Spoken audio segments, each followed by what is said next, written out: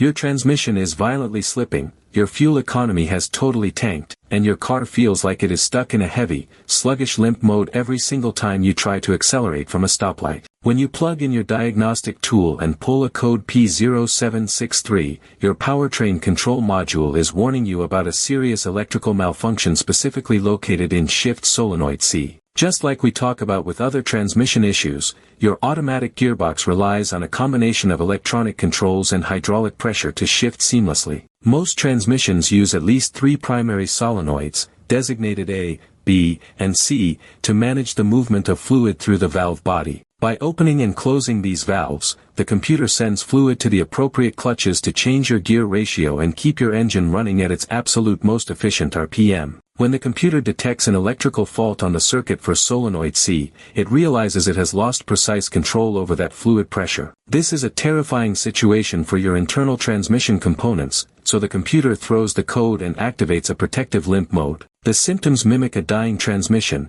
including overheating, catching in gear, and what almost feels like an engine misfire as the transmission awkwardly hunts for the right gear. However, the absolute biggest mistake you can make here is ignoring the basic mechanical health of the system before diving into complex electrical diagnostics. A transmission running on dirty fluid is like an athlete trying to run a marathon while breathing through a muddy straw. Pull your transmission dipstick and check the level and condition of the fluid. If it is significantly low, or if it looks like thick, gritty black mud instead of a clear red liquid, that heavy contamination can physically jam the solenoid valve, which causes the electrical resistance to spike and triggers the code. If your fluid is pristine, you need to grab your multimeter and check the electrical continuity of the wiring harness and the solenoid itself. A frayed wire shorting out against the metal transmission casing or a burnt-out solenoid coil will instantly cause this electrical fault, and replacing that single bad solenoid is much cheaper than a whole new transmission.